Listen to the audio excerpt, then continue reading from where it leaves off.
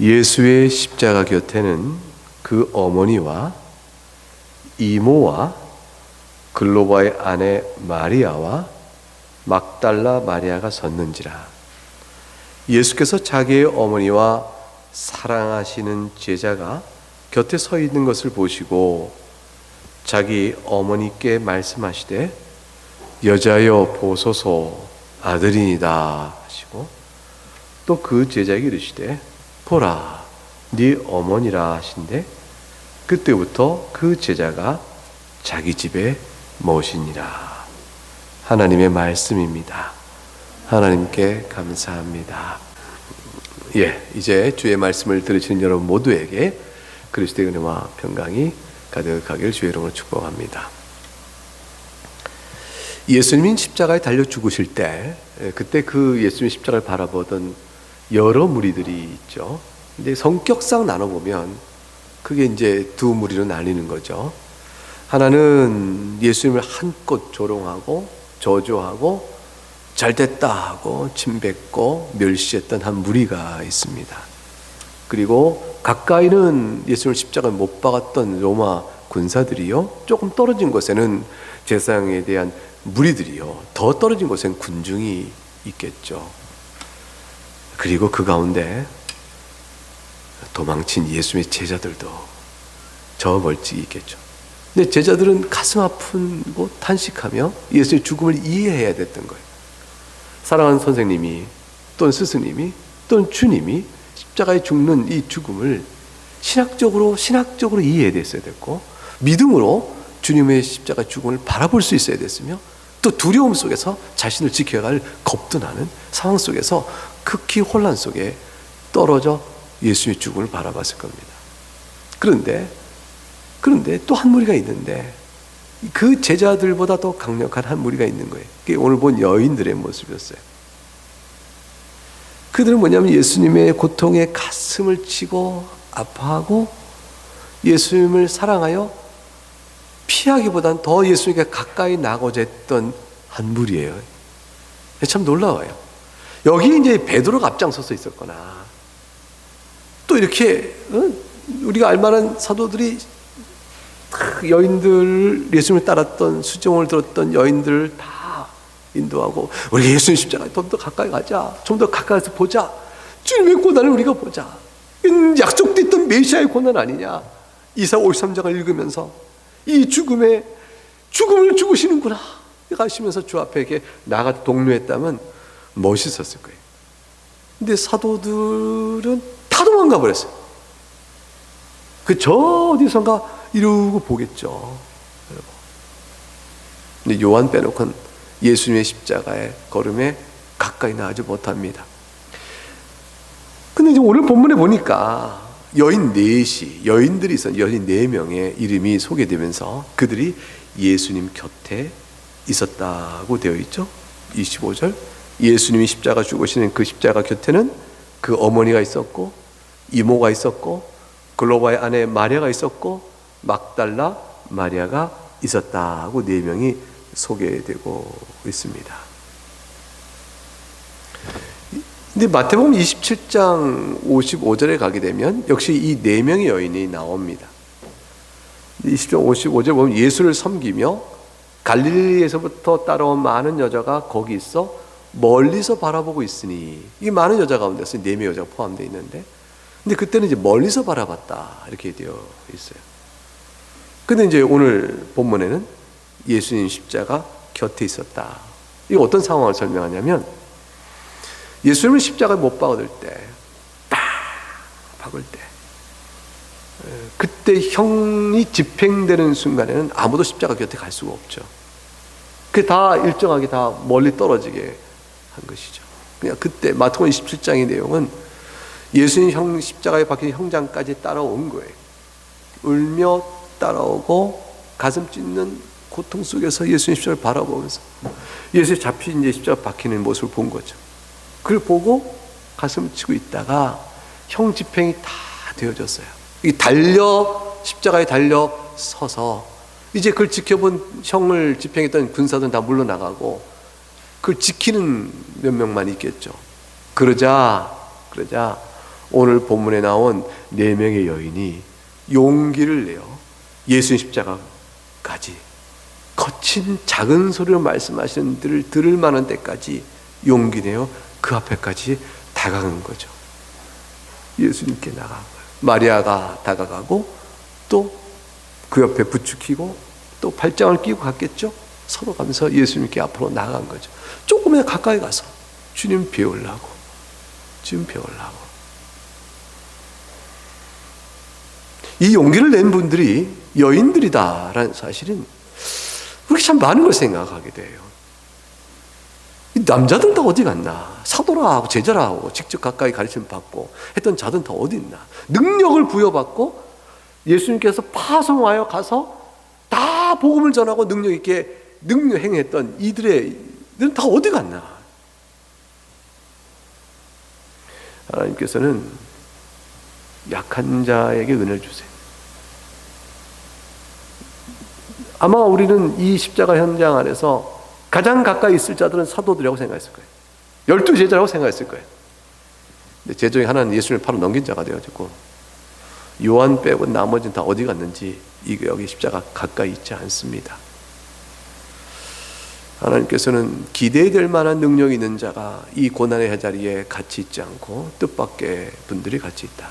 여인들은 참 믿음이 사도들보다 어떻게 보면 더 강했다, 또 신실했다, 더 진지했다, 또 진리 이해가 더 깊었다, 이렇게도 볼 수 있을까 싶습니다. 이 여인들의 면모가 나오죠. 25절 본문에 3명의 마리아가 나오고 또 한 명이 이제 이모라, 이름이 나오지 않는 여인이 나옵니다. 3명의 마리아는, 첫 번째 마리아는 예수님의 모친인 마리아입니다. 설명이 더 이상 필요 없죠. 두 번째 마리아는 또 누구로 되어 있어요? 글로바의 아내 마리아다 되어 있어요.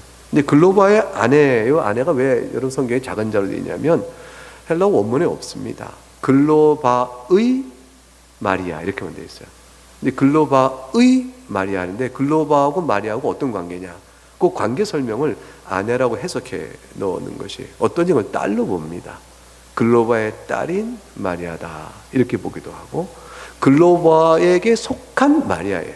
이 속함의 의미가 아내로 속한 것이냐 딸로 속한 것이냐, 그것은 학자들마다 견해가 좀 다릅니다.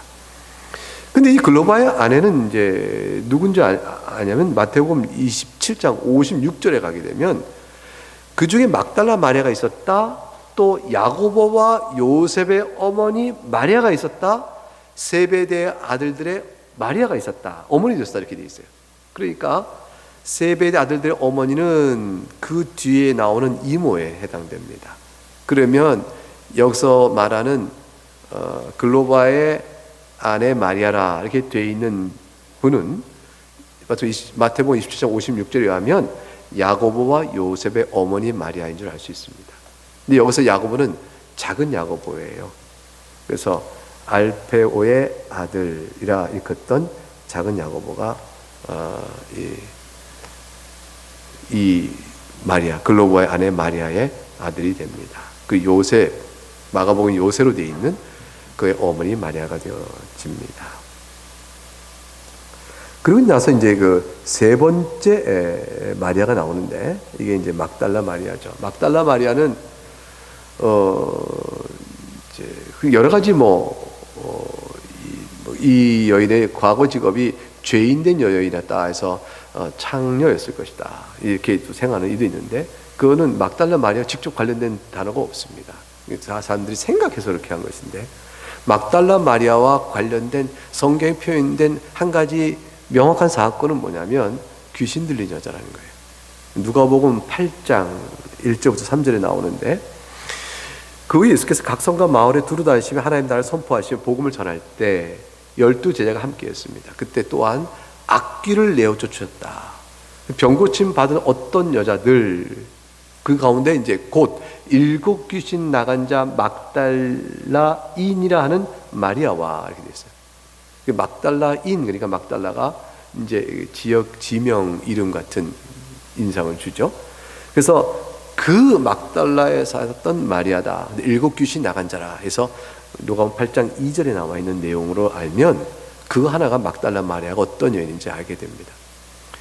막달라 마리아는 7 귀신 들렸다가 그 고침을 받은 그 은혜로 인해서 그 이후로 예수님을 철저히 따라가고 은혜 가운데 살아가는 아름다운 여인이었어요. 신앙인은 완전히 주님을 헌신적으로 시중 들고 예수님을 봉사했던. 그래서 막달라 마리아가 어떤 은혜를 입냐면 예수님의 부활을 제일 처음 목격합니다.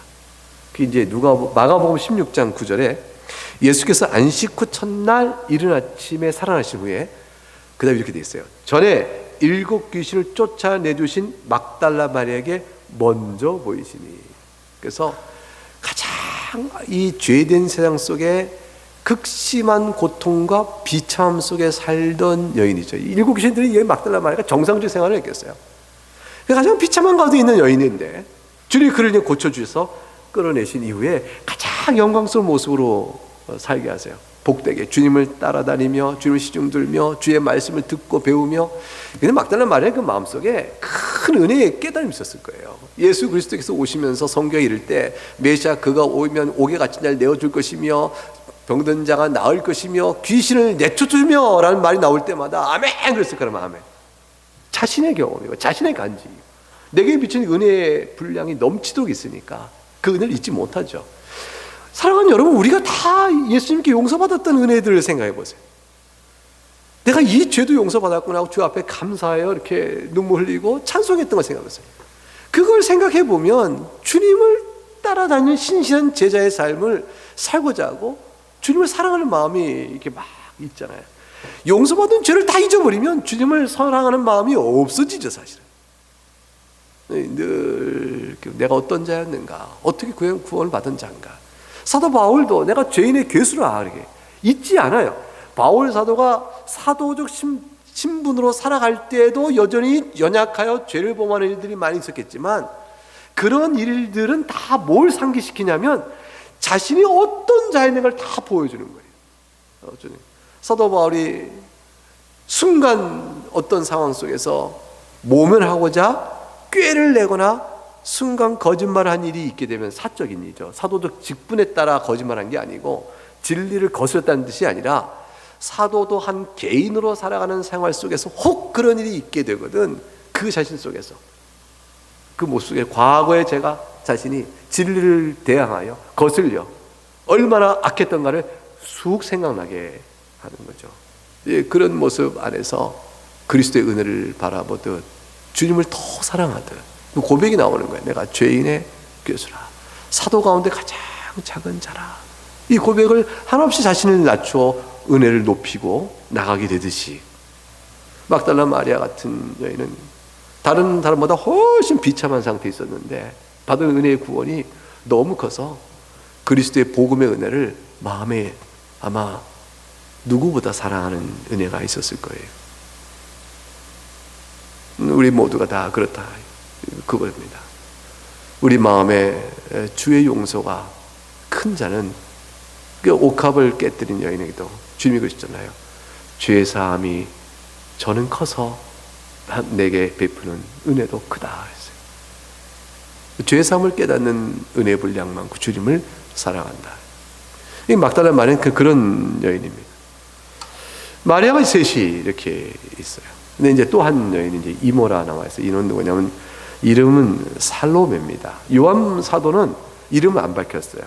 이 살로메가 자기 어머니예요. 여기 이모라는 자가 요한 사도의 어머니입니다. 근데 이름을 안 밝힌 거예요. 자기 이름도 요한 사도는 여기 안 써요. 주님이 사랑하시는 자, 주님께 사랑받은 자로 이렇게 자기 이름 안 밝혀 쓰는데 어머니 이름도 살로메인데 이름 안 밝혀 그냥 이모라고 돼 있어요. 이모. 그러니까 이 우리말은 이모, 누구의 이모를 뜻하는 걸까요? 요한 사도가 썼으니까 요한의 이모를 뜻하는 거예요? 아니면 예수님의 이모가 됩니까? 이모, 누구의 이모를 말하는 거예요? 보면 그 어머니와 이모와 번역을 이렇게 해놔서 그런데 이모는 맞는 번역이긴 한데 누구의 이모인지 불분명하게 되어져 있죠. 근데 하려고 어머는 그의 어머니와 그의 어머니의 자매 이렇게 되어 있어요. 그리고 와, 그 다음에 글로바의 아내 마리아 이렇게 돼 있어요. 그러니까 이모는 그의 어머니의 자매를 줄여서 이모 이렇게 번역해 놓은 겁니다. 그러니까 누구의 이모가 되는 거예요? 예수님의 이모가 되는 거죠. 그의 어머니의 자매니까. 그러니까 요한 사도의 어머니예요. 이게 어떻게 하냐면 살로메는 마가복음 15장 40절에 멀리서 바라본 여자도 있는데 그중에 막달라 마리아가 있고 또 작은 야고보 요새 어머니 마리아가 있고 또 살로메가 있으니 이렇게 이름을 마가복음에 밝혀져 있어요. 그러니까 요한 사도가 말하는데도 이제 살로메인 줄 우리가 아는데, 이 살로메는 이제 야고보와 요한의 어머니, 이 야고보 요한의 어머니가 유명해요. 이 살로메 이분이. 왜냐하면 마태복음 20장에 가게 되면 이렇게 나와요. 20장 20절에 세베대의 아들의 어머니가 그 아들을 데리고 예수께 와서 절하여 무엇을 구하니, 이렇게 되어 있거든요. 예수께서 이르시되 무엇을 원하니 이르되 나의 두 아들을 주의 나라에 이르실 때 하나는 주의 우편에 하나는 좌편에 앉게 해주세요. 말했던 그 세베대의 아들의 어머니예요. 이게 살로메. 그 우편과 왼편에 두 아들 세워주었으니까 제자들이 그 말 듣고 막 씩씩씩하고 그냥 막 분노하잖아요. 이럴 수가 있느냐 막 이렇게 되는 내용이 나오는데, 주님께서 그러니까 네가 내 우편에 좌우편에 앉는 건 하나님께서 하실 것이고 고난의 잔을 마실 수 있겠느냐 이렇게 말할 때 우리가 그럴 수 있겠나이다 이렇게 얘기했었어요. 근데 그 말대로 이 살로메 아들 중에 야고보는 큰 야고보인데 연장자 야고보예요. 근데 이 큰 야고보는 첫 번째 순교자가 됩니다. 주님의 고난의 잔을 마신 자가 됐죠. 근데 반대로 이제 요한 사도는 가장 오래 산 자가 물론 되어졌습니다. 그게 살로메입니다. 근데 이제 그러니까 이 요한의 어머니인 자가 마리아의 자매라 이게 돼 있으니 예수님과는 이제 요한과 예수님과 관계는 이종사촌이 되어진 것이죠. 육신적으로는 이종사촌이 되어집니다. 이 네 명의 여인이 예수님 십자가 그 가까이에 가서 주님을 뵌 겁니다. 온몸은 다 망가져 있죠. 비참하죠. 이제 그런 상태에 끔찍한 가슴에 고통을 치면서 그걸 봅니다. 여러분 이거 현장에 한번 있다고 생각해 보세요. 여러분이 달린 십자가, 예수님이 다 벗기셨어요. 근데 그 벗기신 모습을 부끄러움이나 뭐로 볼 수 없을 만큼 몸이 처참하게 찢어져 있어요. 이게 완전히 망가진 몸을 쳐다보고 예수님의 얼굴을 이렇게 뵙는 거겠죠. 그리고 예수와 빌었습니다. 예수님이 뭔가 말씀하십니다. 그 중에 한마디가 26절에 여자여 보소서 아들이니이다 그 말씀하신 겁니다. 사실 오늘 설교 제목은 여자여 보소서 아들이니이다가 더 좋은 제목입니다. 왜냐하면 여자여라고 부르신데 예수님은 오늘 그 몇 마디 못하시는 말씀 한마디 속에 왜 이 말씀을 하셨을까에 대한 아주 중요한 신학적 무게가 있기 때문입니다. 우선 첫 번째 오는 인상은 뭐냐면 예수님께서 그 고통의 극심한 순간에도 마리아를 내려다보고 계시면서 마리아의 마음을 바라보시는 데까지 신경을 쓰시는 거예요. 이거 도대체가 자신이 겪고 있는 고통의 그 극심한 고통 속에서는 자기 영혼과 마음과 몸을 견디기도 어렵잖아요. 근데 내려다 이렇게 보시면서 마리아를 생각하고 말씀하세요. 마리아를 생각하세요. 마리아의 무엇을 봤을까요? 마리아가 지금 환히 웃고 있겠어요? 찢어지는 아픔으로 예수를 바라보는 마리아의 심정을 예수님을 이렇게 내려다 보시는 거죠. 그리고 그 모정에 대한 어머니 마음에 대한 예수님의 만지심이 있어요. 만지심이 있고 더 나아가 육신의 모친인 어머니를 요한에게 의탁하는 데까지 예수의 말씀을 이어가십니다. 이것은 예수님께서 육신적으로 율법의 의를 가장 절정에 순종을 해가신 모습을 보이는 거예요. 부모를 공경하라 라는 이 말씀의 순종을 육신적으로 십자가에 달리는 아들이 할 수 있는 최선의 것을 하신 거예요.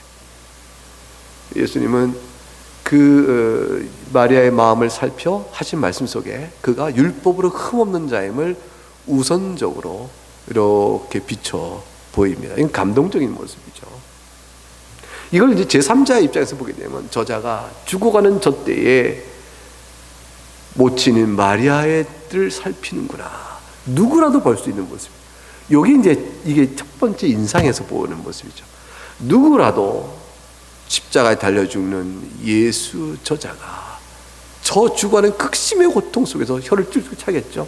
혀를 끌끌 차면서 저 순간에도 자기 어머니라고 마리아를 챙기는구나 이렇게 얘기할 거예요.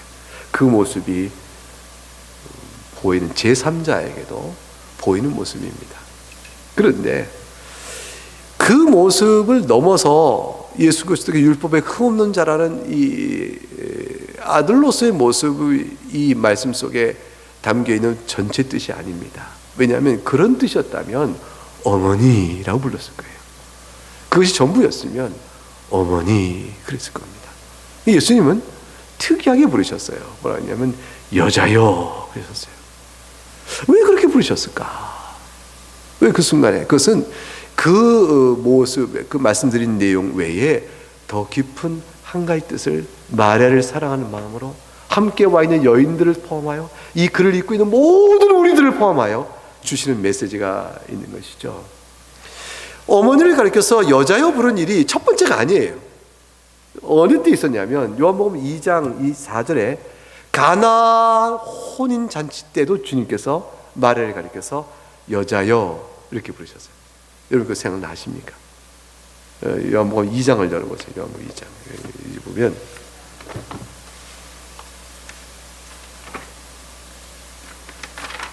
(2장 4절에)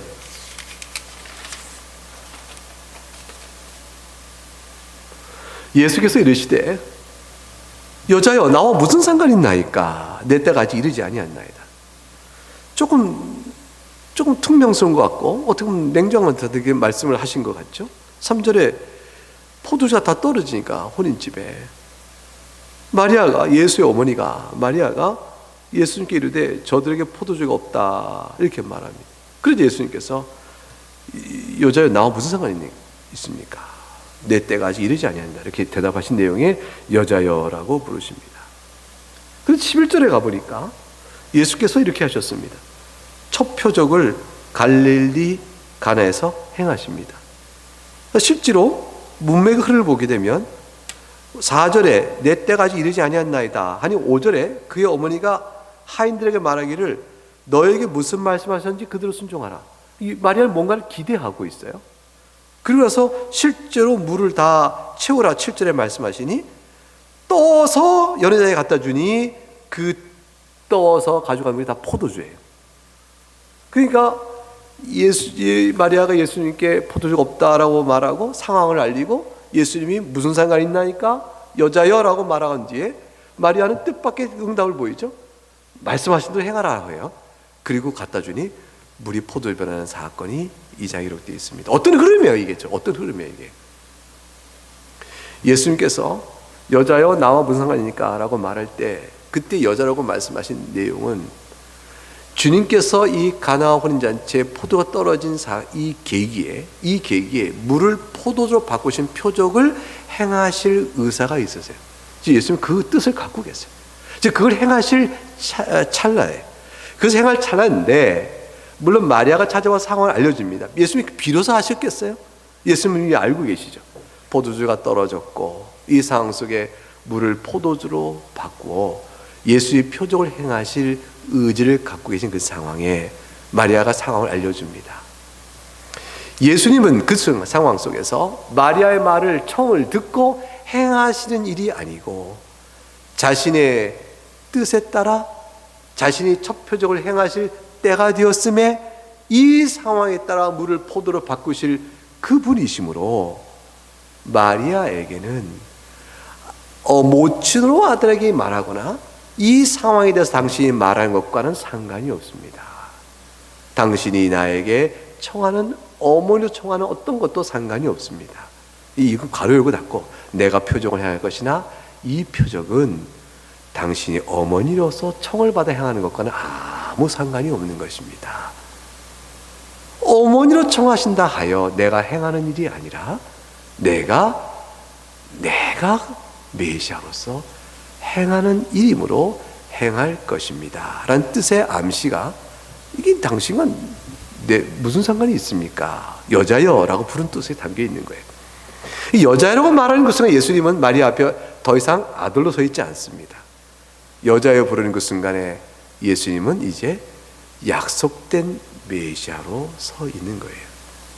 따라서 약속된 메시아로 행하실 이 표적은 마리아가 청하는 것과는 상관이 없는 내용이 되어지는 것이죠. 그러므로 내게 무슨 상관이 있나이까 말하시고 이어서 바로 표적을 행하십니다. 근데 마리아가 예수의 말씀이 무엇을 의미하는지 짐작을 합니다. 여자여 부르고 하신 말씀 속에서 예수님이 행하신 일에 대한 그 흐름이 뭔지를 이 마리아가 파악을 합니다. 이제 무엇인가를 행하시겠구나. 그거를 바라봅니다. 마리아는 마음의 예수님이 그저 육신의 아들이 아닌 거예요. 자신에게서 낳을 자가 바로 메시아로 오실 자임을 천사 가브리엘을 통해서 고지를 받고 처녀인 자신의 몸에서 낳은 이 자가 누군지를 너무 잘 알고 있는 거죠. 그래서 아브라함의 언약의 성취로 오실 자요, 가난한 자를 부하게 할 것이며 낮은 자를 높이실 바로 그 메시아이며 구원의 뿌린 줄을 마리아가 찬양을 누가복음에서 쫙 올렸던 사실을 생각해 볼 때 마리아는 바로 알고 있었던 것이죠. 그래서 예수님이 하시는 말씀을 듣고 순종하라고 하고 어떤 일이 있을까를 마리아는 지켜보게 됩니다. 그때 예수님은 과연 물을 포도주로 바꾸시는 첫 번째 메시아적 사역을 행하세요. 그게 공생의 메시아로 서가는 공생의 첫 번째 사역이죠. 그래서 말을 향하여 여자여라고 부르신 이 표현은 이제 메시아로서의 서 계심을 알려주는 내용입니다. 오늘 본문에 보게 되면 요한복음 예수님께서 내 때가 아직 아니니다 이렇게 얘기했어요. 이것들은 이중적이에요. 첫째는 표적을 행하실 때가 아닙니다라고 말하는 것 같이 느껴져요. 그렇게 되는데 바로 무슨 말씀이 그가 행한도 행하라는 말씀을 통해서 바로 행하시니 그때의 시간이 얼마 안 걸립니다. 그러니까 내 때가 아직 아닙니다는 말은 더 근원적으로 멀리 무엇인가 암시한다고 볼 수 있는 것을 생각할 수가 있겠죠. 그때는 어떨까요? 바로 지금 요한복음 우리가 19장에 보고 있는 바로 이때입니다. 예수님이 십자가에 달려 죽는 바로 그때예요. 그래서 아직 내 때가 아닙니다 라는 말은 1차적으로는 표적을 행할 때가 아니다 라는 말씀 들리지만 바로 행하심으로 그 때가 아니라는 말의 의미가 무색해지는데, 그러나 참된 이 표적이 가리키는 참된 그 사실이 이루어지는 때는 그리스도의 피 흘림입니다. 그거는 바로 아직 때가 아닙니다 라는 말씀 속에 함축되어 있습니다. 요한복음 7장 10절에 그 때가 같이 이렇게 설명돼요. 7장 가보실까요? 요한복음 7장 30절에 가게 되어지면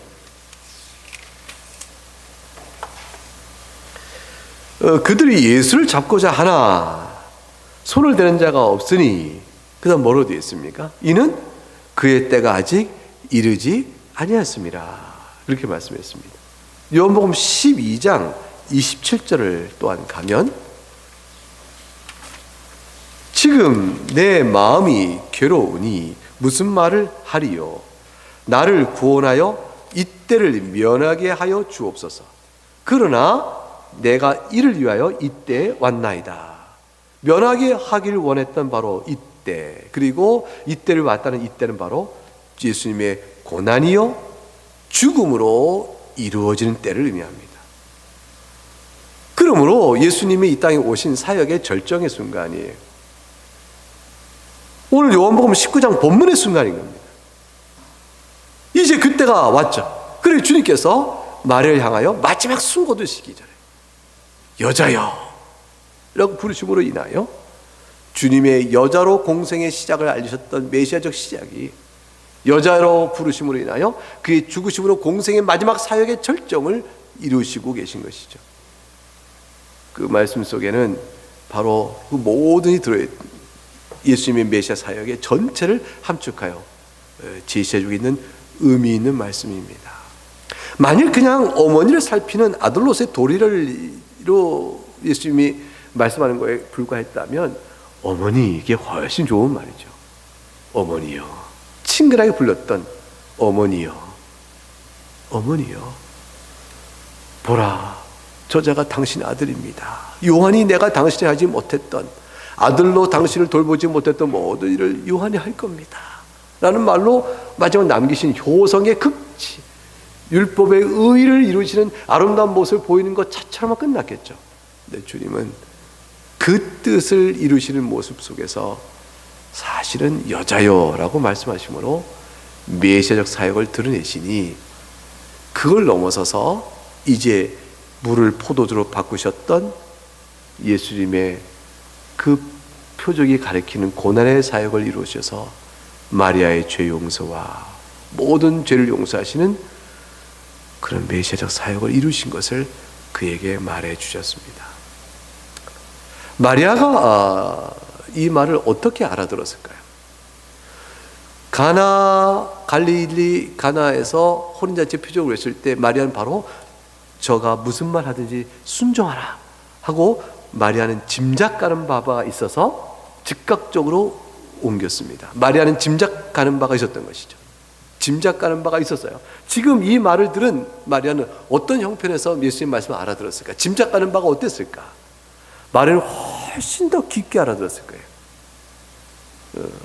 왜냐하면 첫 표적을 경험했고 그때 자신을 여자로 불렀던 예수님의 이 말이 생생하게 마리아는 기억되죠. 마리아는 기억이 비상한 분이에요. 기억력이 좋다는 것 넘어서서 잊을 수가 없는 사건을 너무 많이 경험한 사람이에요.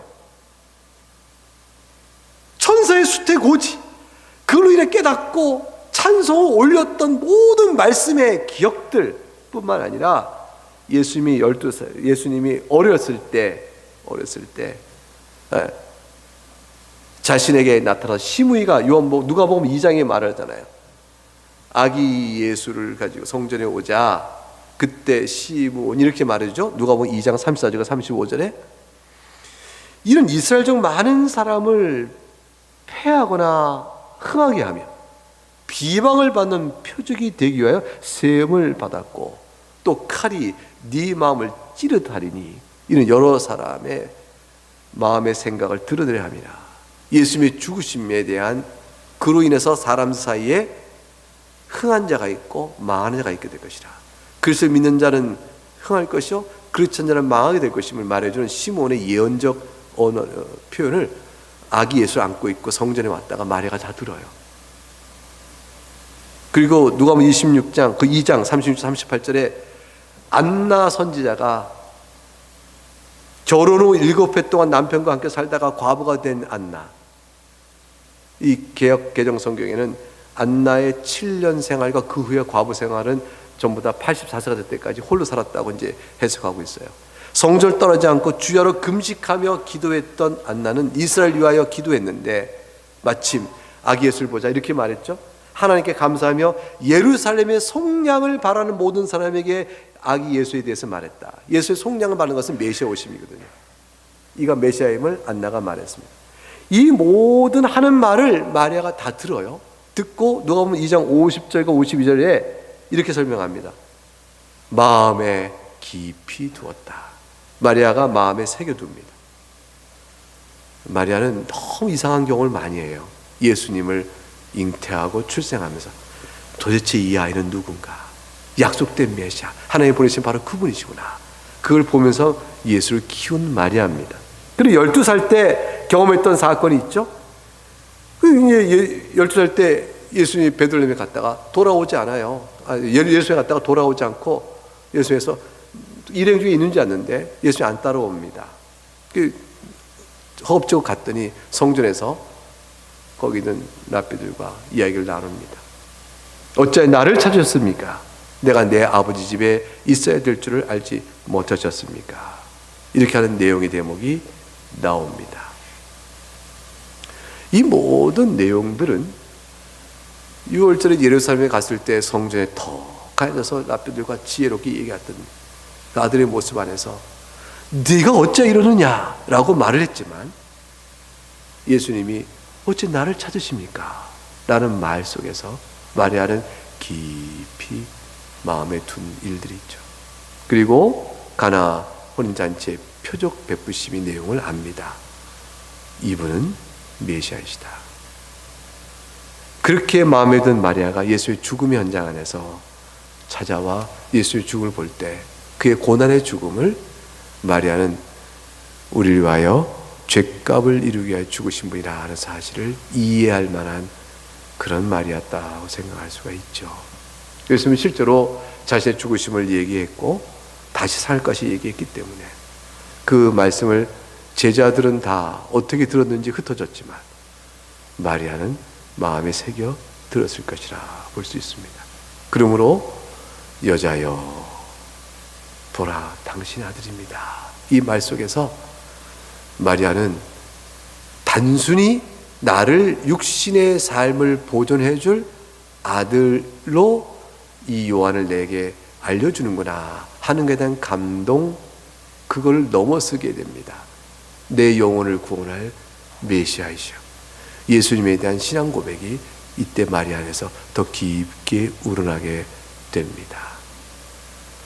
그리고 또한 순종하는 요한의 모습 안에서는 실제로 우리 한 가지 더 말해준 부분이 있죠. 요한은 사실 그 이종사촌간이다 이렇게 보여지면 예수님이 온 계실 때 마리아를 어머니처럼 모실 만한 관계가 아니겠느냐. 이모와 조카가 아니까, 저 관계니까. 그 관계의 혈통적 또는 법적 또 연결고리를 생각해 보게 되면 사실 이모니까 뭐 혈통 직접 연결되는 것이 마리아의 예수님은 뭐 마리아 혈통을 나신 분은 아니니까.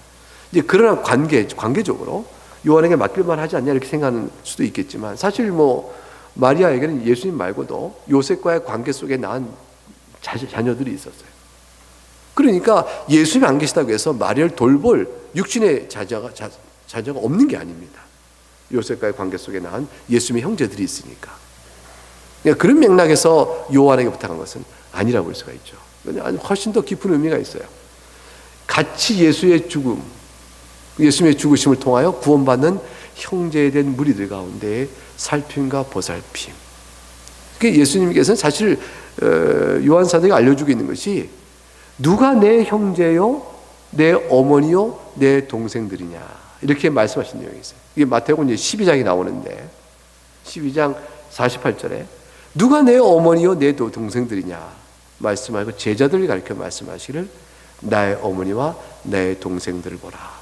누구든지 하늘에 계신 내 아버지 뜻대로 하는 자가 내 형제요 자매요 어머니라 하시니라. 이 말씀이 기억나게 되어진 상황이에요. 그러니까 예수님께서는 마리아뿐 아니라 모든 믿는 자들을 이렇게 들여다보시고 서로 사랑하며 살아라.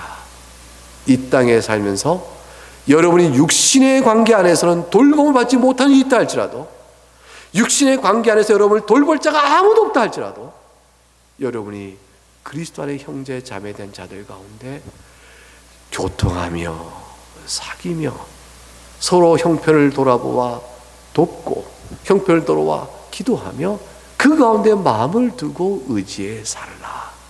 우리에게 새로운 형제관계가 설명되어지는 모습이 여자여 보라 당신의 아들이다 말씀 속에 나타나는 교회론적인 적용이 있다 볼 것입니다.